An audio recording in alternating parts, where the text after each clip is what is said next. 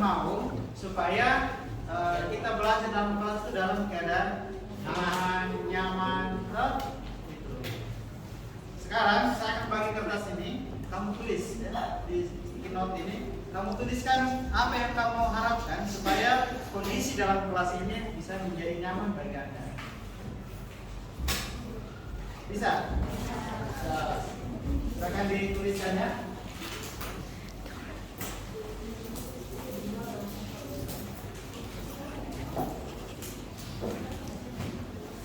Nanti setelah ditulis, lihat di situ ada lemnya itu, jangan ditulis di bagian bawah. Tempel di papan tulis.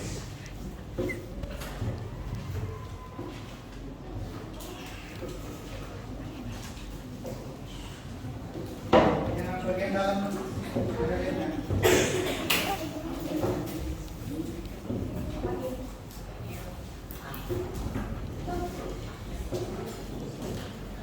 Siapa bisa beri salah satu contoh? Saya di kelas kita ikut. Ya, betul.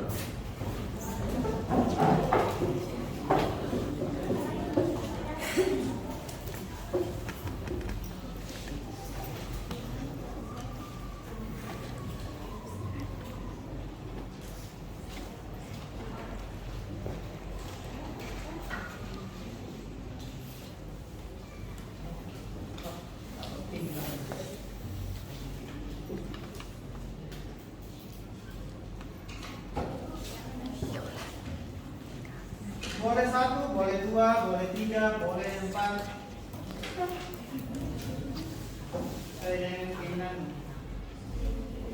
Apa yang kamu mau supaya kelas ini menjadi nyaman bagi kamu.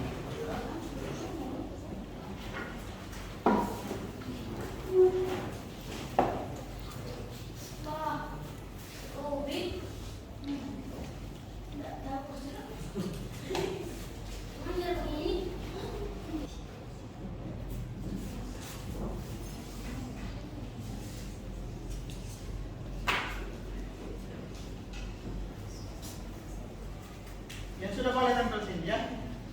Berurut ke bawah. Urutkan.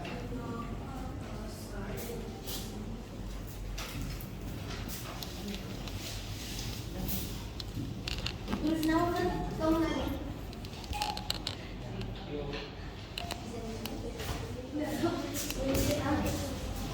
Tidak usah tulis nama.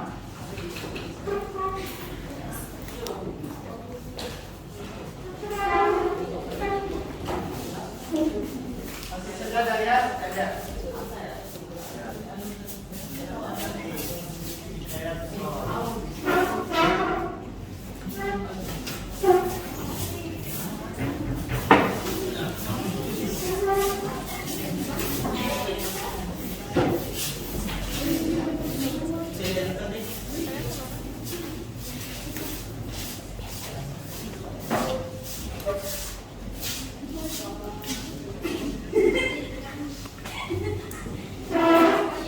Boleh banyak, boleh sedikit, masalah.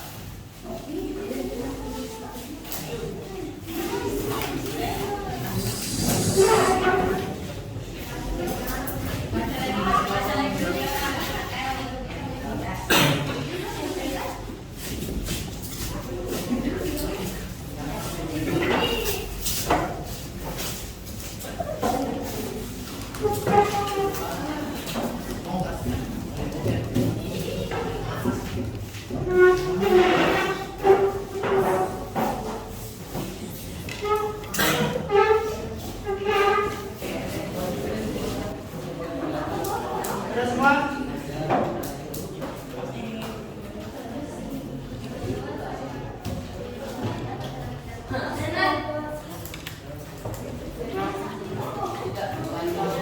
Nanti satu orang siapkan kertas untuk menulis ya.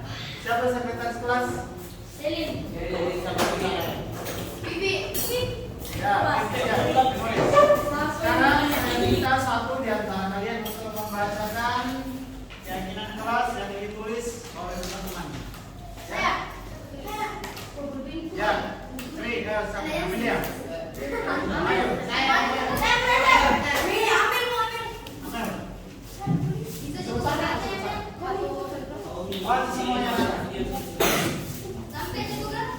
Satu, selalu menjaga kebersihan lingkungan kelas dan sekolah dengan membuang sampah pada tempatnya. Satu, selalu menjaga kebersihan lingkungan kelas dan sekolah dengan membuang sampah pada tempatnya. Dua, saya ingin kelas tidak ribut. Saya ingin siswa kelas 8 kerjasama agar terlihat nyaman dan rapi.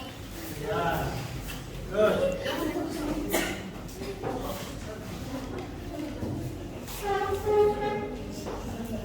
Tiga, menambah hiasan-hiasan unik, merapikan kelas, berkelompok saat pelajaran, dan lain-lain seperti 3 orang, 2 orang. Ya, Empat, tenang di dalam kelas, duduk bersama teman. 5, jangan ribut selama pelajaran karena saya ingin kelas tidak ribut. tidak ribut. Jika tidak ribut.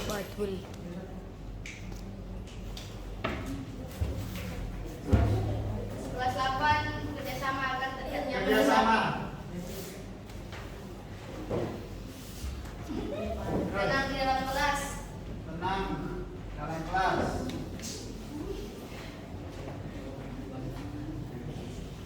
Baik, terima kasih Amelia.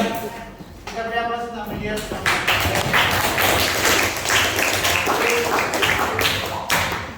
Sekarang kita dengarkan yang ditulis oleh saudari kita. Siapa namanya? Ya? Ya, silakan masuk ke depan. Membawa tulisan.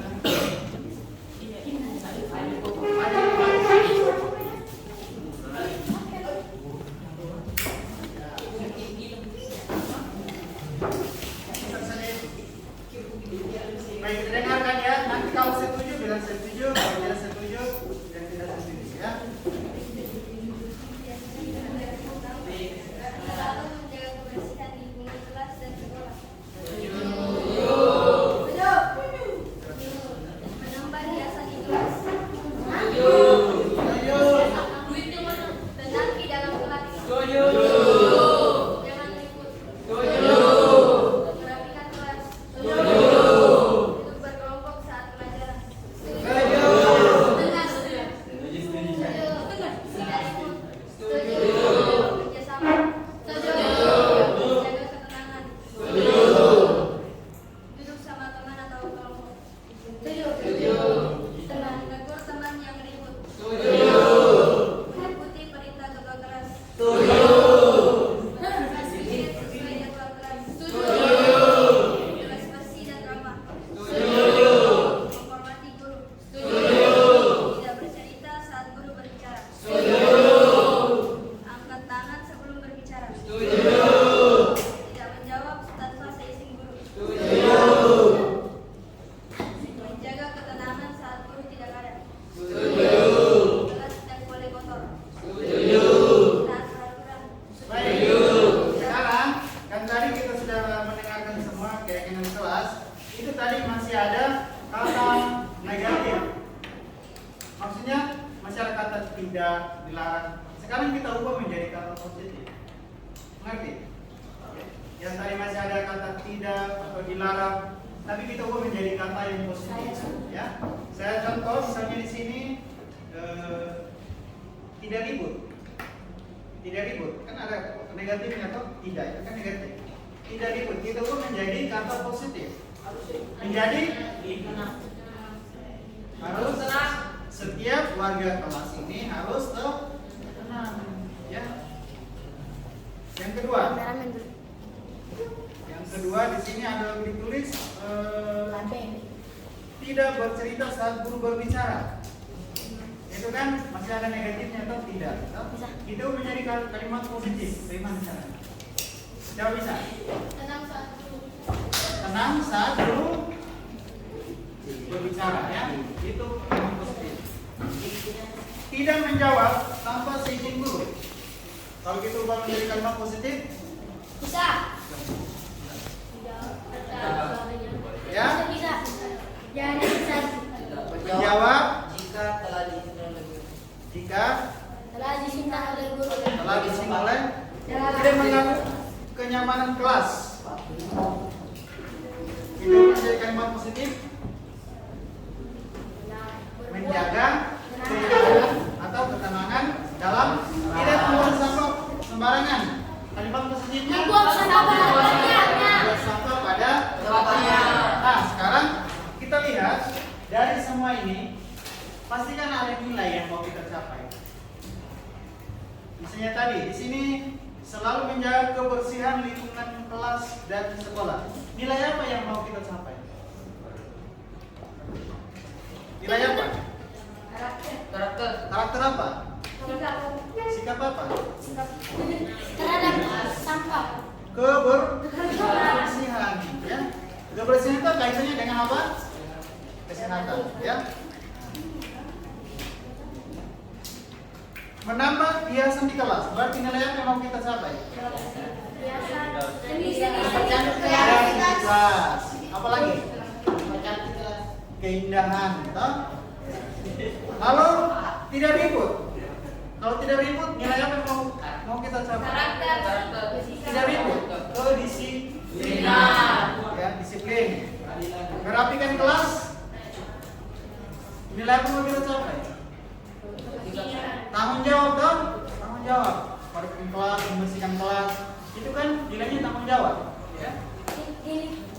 Kerjasama tetap nilainya kerjasama, ya. Melakukan piket sesuai jadwal kelas. Berarti nilai yang mau kita capai apa? Tanggung jawab, ya. Tanggung jawab. Menghormati guru. Nilai yang mau kita capai apa? Sopanan. Bisa juga nilai hormat, ya. Hormat. Kalau saya bilang botak, kepalamu. Kalau saya bilang batuk, Mulut. mulut. Kalau saya bilang buta, Mata. mata. Mengerti? Mengerti? Botak patut. Botak, Batuk buta. botak. Botak. Dengan kepalamu. Botak. Buta. Buta. Botak. Botak. Batuk.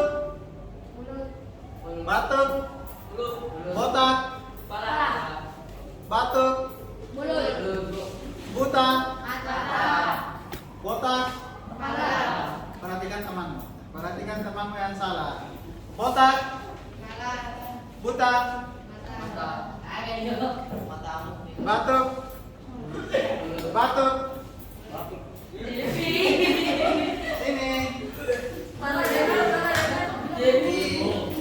Ya, kita ulangi sama-sama, ya.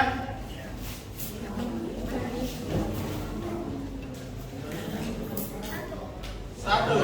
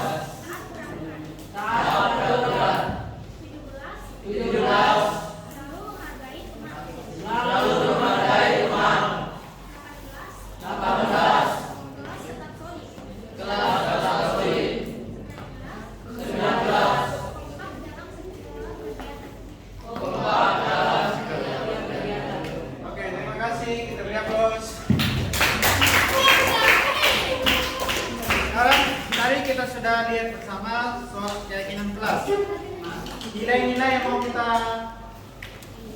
terapkan di kelas ini, yang pertama tadi apa? Nilai apa?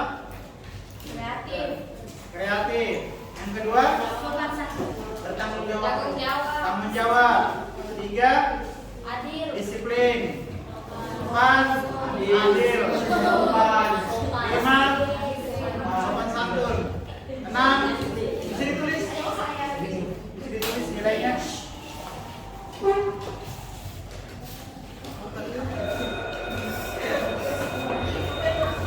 Nah, tadi sudah dengar berapa keyakinan kelas? 13. Berapa? 19. Kamu setuju? Setuju. Oke. Semoga apa yang sudah disepakati bersama itu bisa dilaksanakan dalam kelas supaya kamu merasa nyaman saat belajar dalam kelas, ya. Nanti akan ditempelkan di sini. Setelah ditulis semua ditempel di sini, selalu kamu lihat keyakinan kelas ini dan juga nilai-nilai yang mau diterapkan di kelas ini, ya. Harus kreatif, tanggung jawab. Oke, itu sekian dari saya. Nanti kita lihat bersama keyakinan kelas kita. Kita beri aplaus untuk kita semua. Jadi pagi hari ini kita berkumpul di sini untuk membicarakan tentang budaya positif di lingkungan kelas dan juga sekolah. Ya, ini adalah salah satu tugas aksi nyata guru penggerak tentang budaya positif di sekolah. Tapi sebelum kita memulai kegiatan kita ada permainan sedikit dulu ya. Nah, berpasangan ya, berpasangan. Ya. Bisa cari temannya, boleh berpasangan ya. Duduk saja nggak apa-apa, duduk saja. Ya. Ini ceritanya seperti ini. Jadi peranannya Bapak Ibu Guru ambil salah satu barang yang berharga, lalu digenggam. Teman yang satunya berusaha untuk mengambil apa yang di tangan temannya, ya. Nah, atau dibayangkan saja kita genggam tangan kita, ada sesuatu yang sangat berharga yang kita miliki, kita berusaha. Jadi teman itu boleh menggoda temannya, boleh mau beri apa supaya dia bisa buka tangannya, ya. Bagaimana caranya supaya dia bisa buka tangan teman itu? Setelah itu saya beri waktu 30 detik. Nah, itu kembali lagi sebaliknya. Bisa ya, mengambil apa yang ada di.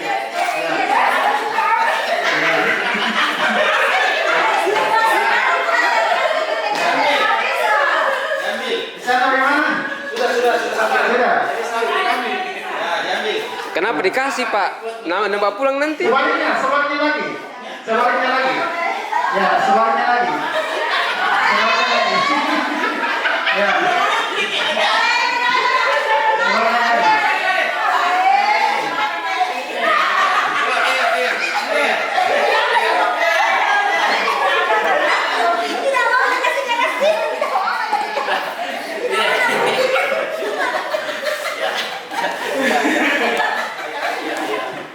Ya, ini permainannya itu apa? Coba lakukan, ya. Coba lakukan, kayaknya seperti tadi. Jadi sudah semua. Nah, sekarang kita lihat ya pertanyaannya. Ini ada dia punya maksud dan tujuannya juga ya. Nah, apakah Anda atau B membuka kepala tangan Anda? Mengapa? Apa alasan Anda dan B membuka kepala tangan Anda? Lalu apakah Anda atau B menutup kepala tangan Anda? Mengapa? Apa alasan? Tetap menutup kepala tangan. Tadi kan ada yang tetap bertahan, kan? Nah, ada yang ternyata bisa dibuka, kan? Nah, Ada yang merampas. dalam kegiatan sesungguhnya siapa yang mengambil kendali atau kontrol? Coba yang pertama dulu. Apakah ada Anda atau B membuka kepala tangan Anda? Ya. Ada? Tidak. Oke. Nah, lalu apakah ada B menutup kepala tangan Anda? Mengapa? Apakah Anda atau B menutup kepala tangan Anda? Apa alasannya? Atau tetap menutup kepala tangan Ya, tetap ya. Lalu pertanyaannya, dalam kegiatan ini sesungguhnya siapa yang mengambil kendali atau kontrol? Ya, ya, diri sendiri. Jadi kita yang mengontrol diri kita. Kalau kita mau kasih dibuka ya buka, tapi kalau tidak ya pasti tidak kan? Nah, kita lihat di sini ya, Bapak Ibu guru. Nah, jadi seperti ini. Jadi ada ilusi guru mengontrol murid, bahwa pada dasarnya kita tidak dapat memaksa murid untuk berbuat sesuatu jika murid tersebut memilih untuk tidak melakukannya. Ya, jadi kalau kita paksakan anak-anak, kalau dia memang memilih untuk tidak melakukannya, tetap tidak melakukannya. Ya. Lalu yang kedua, ilusi bahwa semua penguatan positif itu efektif dan bermanfaat. Jadi penguatan positif atau bujukan adalah bentuk-bentuk kontrol. Ya. Jadi bujukan itu satu kontrol. Segala usaha untuk mempengaruhi murid agar mengulangi suatu perilaku tertentu adalah suatu usaha untuk mengontrol murid tersebut dalam jangka waktu tertentu. Nah, kemungkinan murid tersebut akan menyadarinya dan mencoba untuk menolak bujukan kita. Ya, contoh saya misalnya kalau kita membujuk anak-anak, ya nanti kalau datang saya kasih ke sini. Tapi kalau setelah dia datang kita tidak kasih itu kan ya dia tidak mau, suatu saat kita minta lagi dia tidak akan melakukan itu. Ya. Lalu ilusi bahwa kritik dan membuat orang merasa bersalah dapat menguatkan karakter. Ya. Itu menggunakan kritik dan atau rasa bersalah untuk mengontrol murid menuju pada identitas gagal. Ya. Mereka belajar untuk merasa buruk tentang diri mereka. Ya. Ketika kita menasihati anak bahwa dia bersalah, maka itu akan merasa dirinya bahwa dia buruk, dia merasa bersalah. Ya. Ilusi bahwa orang dewasa memiliki hak untuk memaksa. Jadi banyak orang dewasa percaya bahwa mereka memiliki tanggung jawab untuk membuat murid-murid berbuat hal tertentu. Jadi kembali lagi ke tadi bahwa yang bisa mengontrol itu adalah diri kita sendiri. Ya. Seperti itu ya, dari permainan tadi yang kita sudah lakukan bersama. Soalnya sederhana ya, tapi ya itu itulah. Dalam kehidupan kita setiap hari pasti kita akan alami. Ya. Nah, kita lihat dulu latar belakangnya untuk kegiatan kita hari ini, bahwa suasana positif sangat mendukung dalam menciptakan pembelajaran yang kondusif. Karena adanya suasana yang positif, murid dan guru akan menemukan suatu kondisi pembelajaran yang menyenangkan. Sehingga proses pembelajaran dapat berjalan tanpa adanya suatu beban, tetapi suatu kebutuhan. Jadi ketika anak-anak itu merasa bahagia, senang, gembira di dalam kelas, maka dia mengikuti pembelajaran kita yang kita ajarkan itu bukan sebagai suatu beban, tapi suatu kebutuhan anak itu. Kenapa saya harus belajar misalnya kenapa saya harus belajar matematika? Karena itu suatu kebutuhannya, bukan suatu beban. Ya? Sehingga itu merasa happy.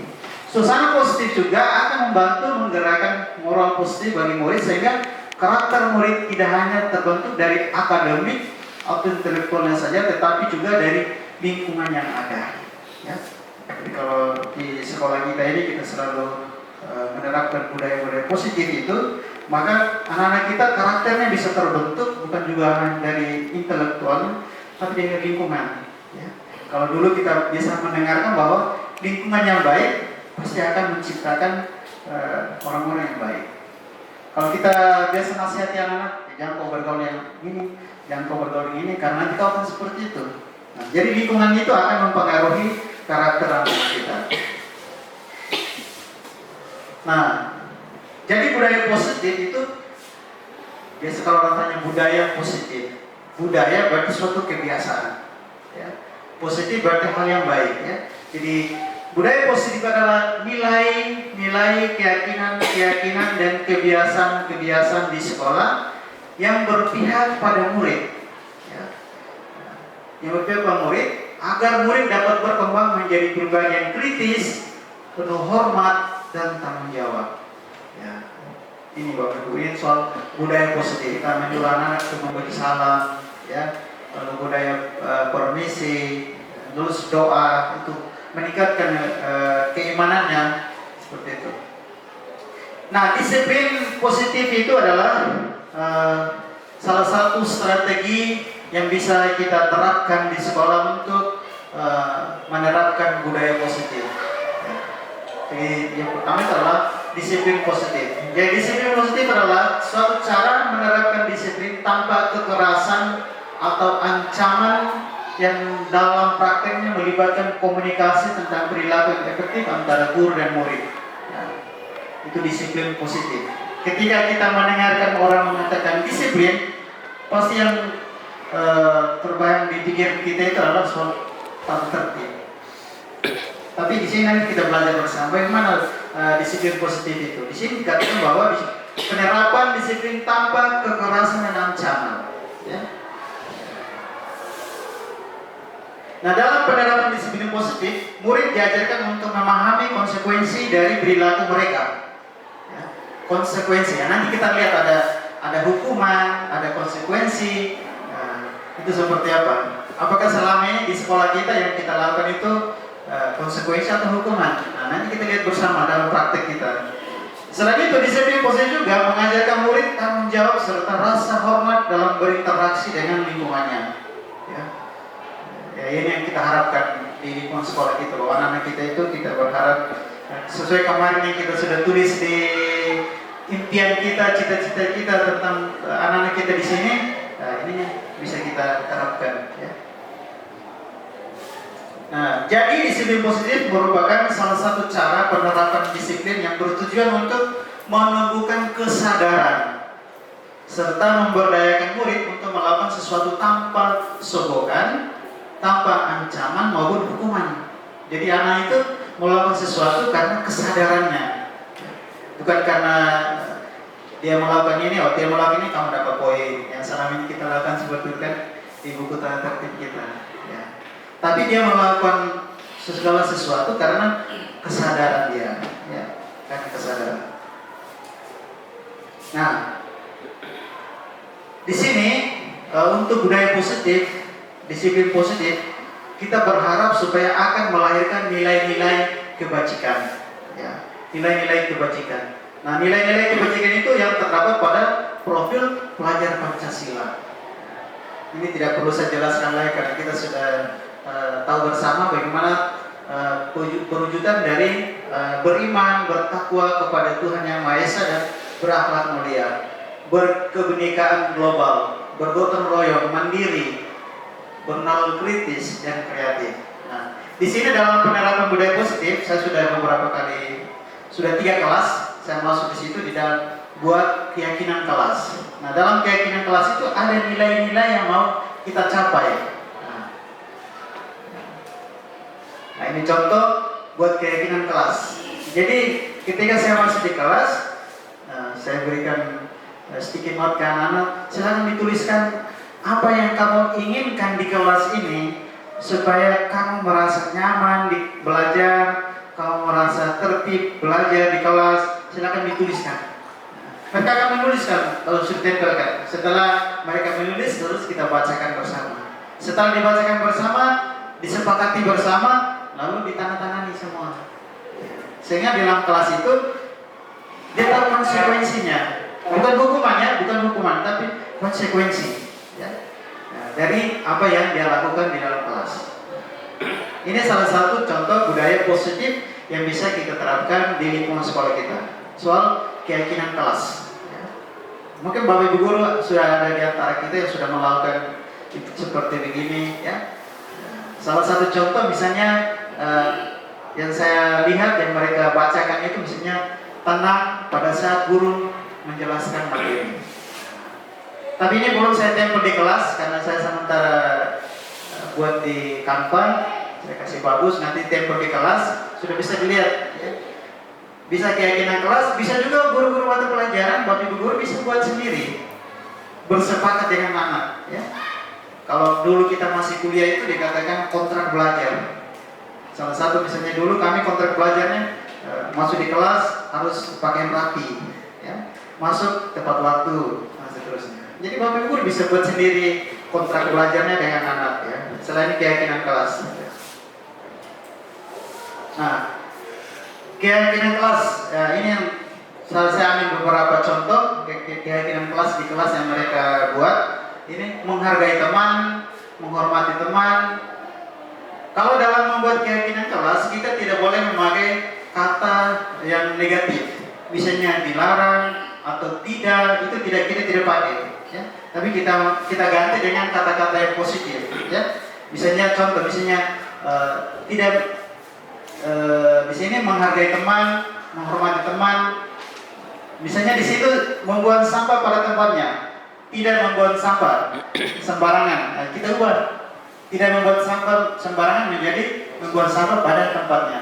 Ya, jadi kalimat yang negatifnya kita menjadi kalimat positif.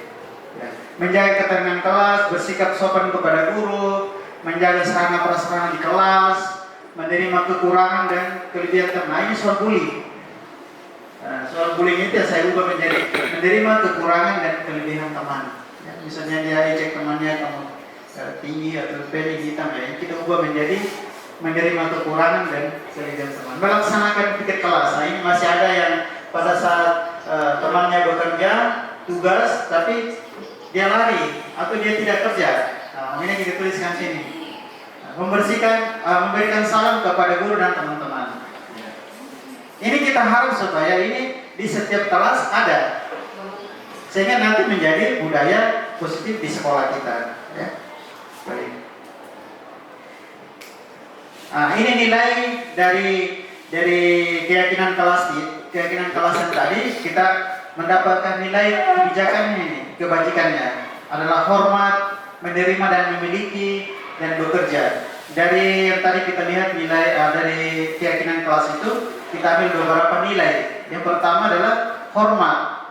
Kami meyakini bahwa sangat penting untuk menghormati semua orang dan barang milik orang lain. Nah, nanti kita tempelkan di kelas ya. Jadi kami meyakini bahwa sangat penting untuk merasa diterima dalam suatu kelompok dan saling peduli satu dengan yang lain.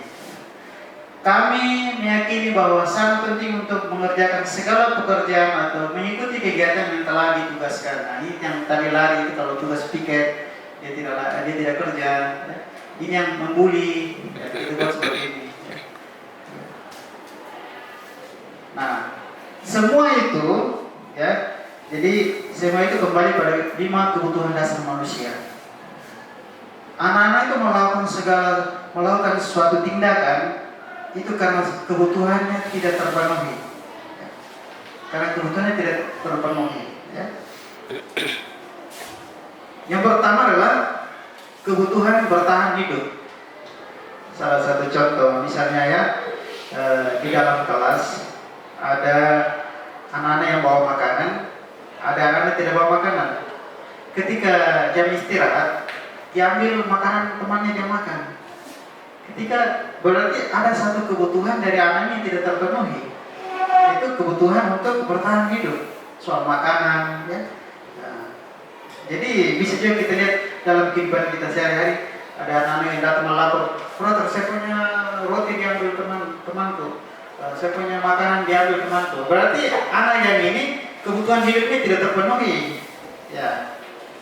Lalu kasih sayang dan rasa diterima atau love and kebutuhan itu harus kita penuhi. Lalu penguasaan atau power. Nanti saya tunjukkan ini maksudnya seperti apa. Misalnya kalau penguasaan itu dia mau dihargai, dia mau dianggap bahwa bisa, ya. Di dalam kelas dia bisa segala sesuatunya, bisa dipuji, yang mau dipuji itu anak yang punya penguasaan itu atau power. Lalu kebebasan.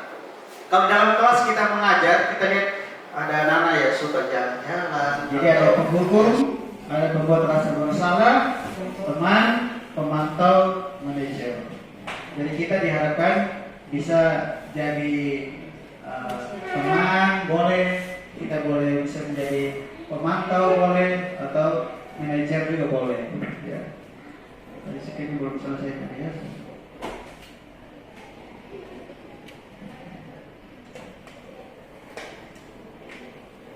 Ini akibatnya dari tadi ya. Misalnya tadi kalau kita sebagai seorang penghukum itu nada suaranya tinggi, bahasa tubuh mata melotot, ya, jari menunjuk-nunjuk untuk menghapus, ya. Nah, itu penghukumnya. Nah, misalnya ini soal ada yang terlambat ya, misalnya ini dia kasusnya terlambat ini, terlambat lagi, pasti terlambat lagi, selalu datang terlambat. Kapan bisa datang tepat waktu? Ya, ternyata tanyakan kepada diri Anda, bagaimana perasaan murid bila guru berbicara seperti itu pada saat muridnya datang terlambat? Coba kita bisa bayangkan itu. Misalnya kalau kita bertanya ini, terlambat lagi, pasti taruh lagi. Kapan kamu bisa datang tepat waktu? Pasti kan bagaimana perasaannya anak kita sampaikan seperti itu? Pasti dia akan menunduk gitu. Hasilnya apa? Kalau kita berbicara dengan nada keras, hasilnya apa untuk anak-anak? Ya. Kemungkinan murid marah dan mendendam atau bersifat agresif. Bisa jadi sesudah kembali duduk, murid tersebut akan mencoret-coret bukunya atau meja tulisnya. Lebih buruk lagi, sepulang sekolah murid melihat motor atau mobil bapak ibu guru dan mengempeskan kendaraan tersebut dengan kaku. Pak Jack pernah mengalaminya. Ketika kita ini, ya, pasti anak kita akan merasa seperti itu. Jadi jangan heran kalau nanti kita pulang kita punya motor sudah kempes ya.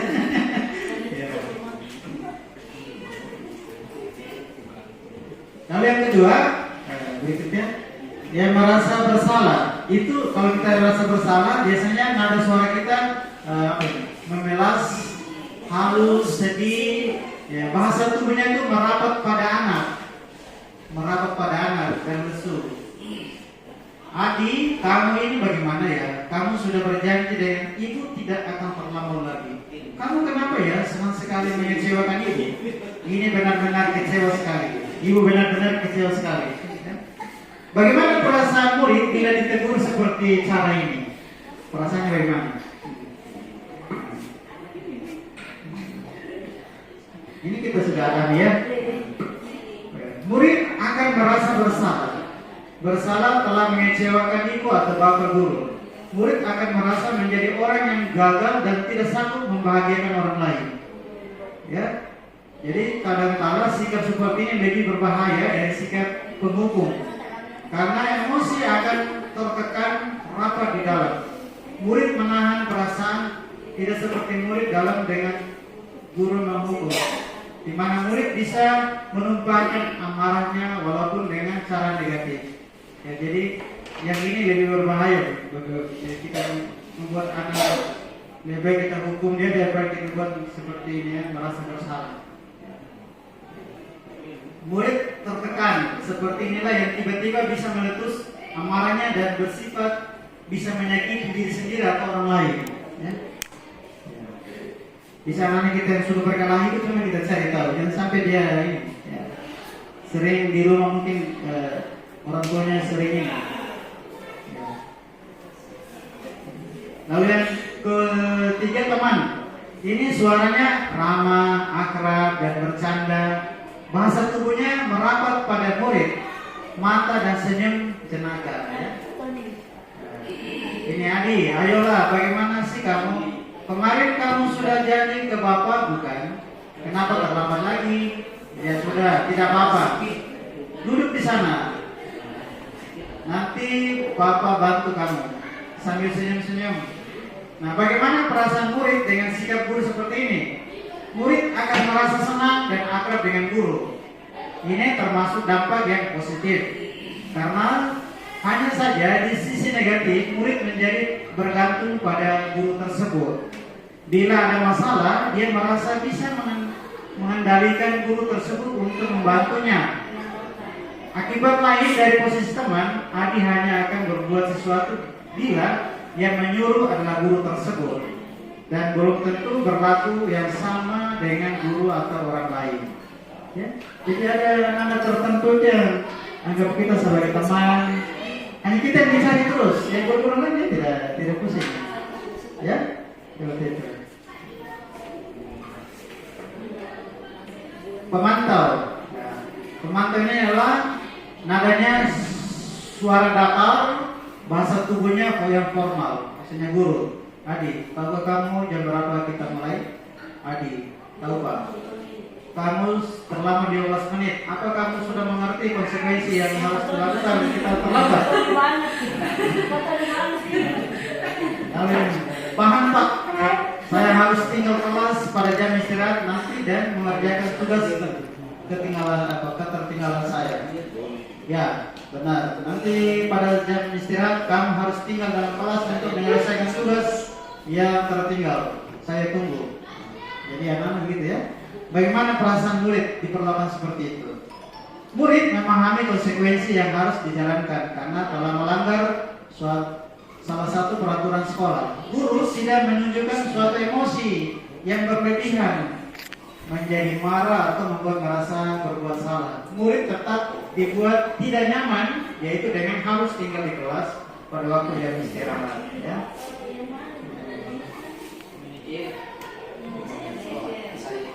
Nah ini manajer ini ya, manajer ya. Nada suaranya tulus, bahasa tubuh tidak kaku, mendekat ke murid. Misalnya ini ya. Apakah kamu mengetahui jam berapa sekolah dimulai? Kalau misalnya tahu Pak jam 7.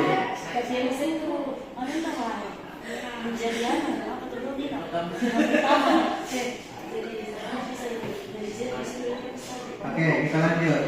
Misalnya sini, ya. Jadi kamu terlambat. Kira-kira bagaimana kamu akan memperbaiki masalah ini?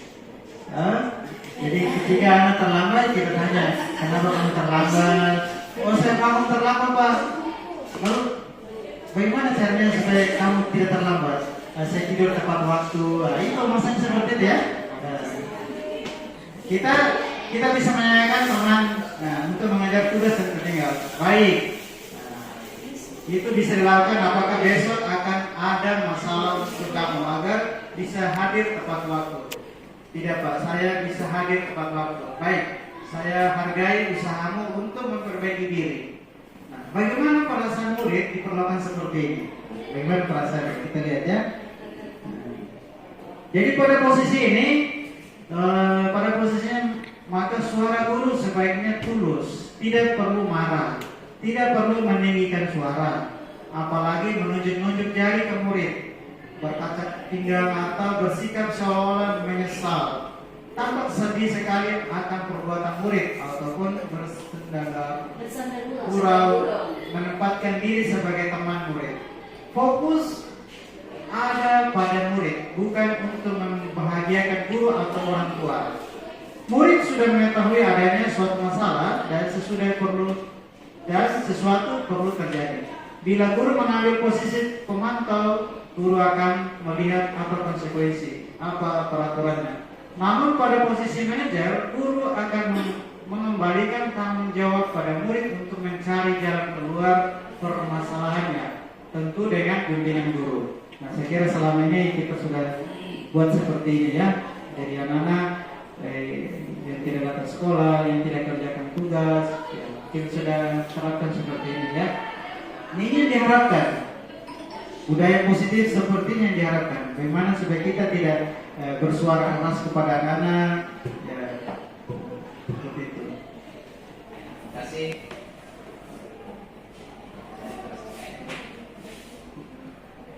Ya, semoga kesempatan menarik untuk Bapak kepada kami. Ya. Banyak hal selama ini yang kami sebagai yang terpanggil sebagai guru ini kami diharapkan untuk sesuatu yang harus saya jelaskan, tetapi ternyata banyak juga yang kami lalai dan tidak sempat memahami itu dan sehingga tidak bisa melakukan. Maka untuk materi ini singkat tetapi sangat berguna bagi saya pribadi berkaitan dengan ini. Cuma satu hal yang saya mau sampaikan berkaitan ini adalah bahwa itu dari sisi gurunya tadi, tapi dari sisi anak-anak banyak anak-anak anak-anak yang misalnya dengan lima posisi kontrol tadi ini, banyak anak-anak juga yang mungkin tidak bisa dihadapi dengan cara yang sama. Jadi mereka diarahkan dibina atau dituntun dengan mungkin dengan tipe yang satu dia bisa, dia tidak bisa dengan tipe mana dia misalnya, atau pemukul bisa.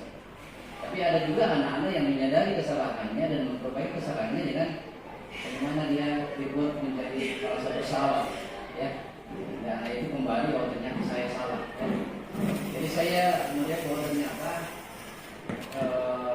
apa yang kata paparkan tadi ini, untuk saya bahwa tidak semua itu bisa diterapkan pada anak-anak yang berbeda-beda karakter, berbeda cara penanganan, berbeda latar belakang. Kira-kira bagaimana yang saya pernyataan dan pertanyaan lebih pernyataan. Terima kasih, Pak. Baik. Ya, kalau ya memang di dalam kelas itu kan pasti berbagai macam karakter anak-anak yang kita hadapi, ya kan? Nah, makanya kita kembali ketika dia melakukan satu persoalan, yang perlu kita gali itu sebenarnya tadi apa alasan kamu melakukan itu? Kita kembali pada 5 kebutuhan manusia tadi. Dari 5 kebutuhan manusia itu kita bisa ngambil tindakan. Misalnya tadi, oh ini anak dia kurang kasih sayang. Kira-kira apa yang bisa kita lakukan supaya ini anak bisa mendapatkan kasih sayang? Jadi kembali pada kebutuhan anak-anak kita. Jadi ketika melakukan pendampingan yang perlu kita tahu itu kebutuhan yang belum terpenuhi. Nanti pada saat berikutnya lagi kita akan bicara soal di dalam kelas pengajaran berdiferensiasi itu seperti apa, nanti kita bahas sama. Tapi saya ingin bahwa untuk menghadapi anak-anak yang dengan berbagai karakter itu ya kita harus kembali pada ini kebutuhannya. Nah, kalau kita sudah tahu kebutuhannya, maka kita posisi yang paling bagus kita pakai adalah manajer itu tadi. Sehingga kita bisa tahu ini dan kita arahkan. Sehingga seperti itu tadi. Masih ada lagi satu. Sebenarnya ini kita sudah lakukan semua. Cuma kita tidak tahu ini apakah ini termasuk manajer, termasuk bersalah, termasuk menghukum. Kita belum tahu, selama ini kita tidak tahu. Dan setelah kita melihat, oh ternyata selama ini seperti ini. Sehingga ya nanti ke depan tindakan-tindakan kita supaya karena ini kita mau supaya anak kita tuh merasa nyaman, merasa bahagia di sekolah, lingkungan sekolah kita, sehingga pembelajaran kita itu bisa berjalan dengan baik. Ya, maka kita menerapkan budaya positif di lingkungan sekolah. Dan kalau tidak lagi, terima kasih Bapak Ibu atas perhatiannya, atas kesediaannya untuk hadir. Kita mendengarkan bersama. Semoga materi yang saya bagikan bisa bermanfaat bagi kita semua. Sekian dari saya. Terima kasih. Selamat pagi. Selamat pagi.